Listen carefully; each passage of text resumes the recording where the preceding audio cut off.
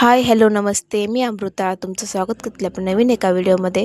तर माझं सकाळचं रुटीन चालू झालं आहे. मुलांना टिफिन करायचं, तर हे एक्स्ट्रा चपाती सकाळचं बनवून ठेवलेत रात्रीच मी.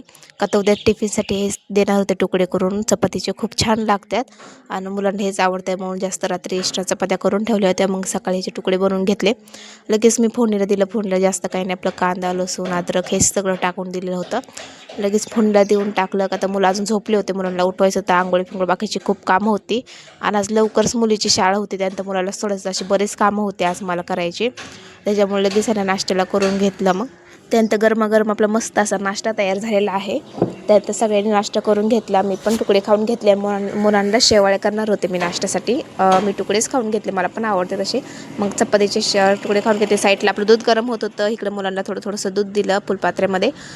साखर टाकून थोडंसं थंड करायला ठेवलं. का तर मग सकाळची घाई होती, गरम झालं होतं दूध, त्यामुळे पटपट पिऊन ते ह्याला निघत्या स्कूलला, का तर टाईम झाला होता स्कूलचा.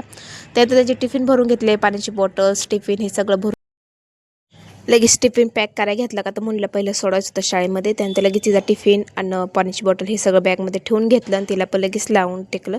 का तर हिचे पप्पा सोडणार होते, परीचे पप्पा सोडणार होते मुलीचे, त्यामुळे लगेच ते गाडीवर घेऊन गेले तिला सोडण्यासाठी. लगेच मी घरी आल्यानंतर लगेच मुलाला नाश्त्याला दिलं, दूध दिलं गरम. सकाळ दूध गरम थोडं कोमट असं पेतात, पण आज खूपच गरम झालं होतं, मग थंड करायला ठेवायचं होतं. त्यामुळे त्याचं आवरत सर म्हणलं थंड होऊन जाईल, तर लगेच मग त्याचं आवरून घेतलं. लगेच त्याला स्कूलला सोडायला आले. मग तर बघू शकता कसं स्कूलला आलं लगेच आहे ना, तो बाय बाय तिथून करत होता. लगेच मी घरी गेले, का तर मला अजून कामं होते. आणि त्याला ते एक माझं पार्सल पण येणार होतं आज, त्यांनी मेसेज केला होता येणार आहे म्हणून, त्यामुळे लगेच एक पार्सल आलं होतं. मग चाललं होतं आणि पाऊस येत होता, त्यामुळे मी छत्री घेऊन आले होते. का तर पावसाचा काही भरोसा नाही आहे, त्यामुळे ह्याला काय छत्री घेऊनच यायला लागते बाहेर असे.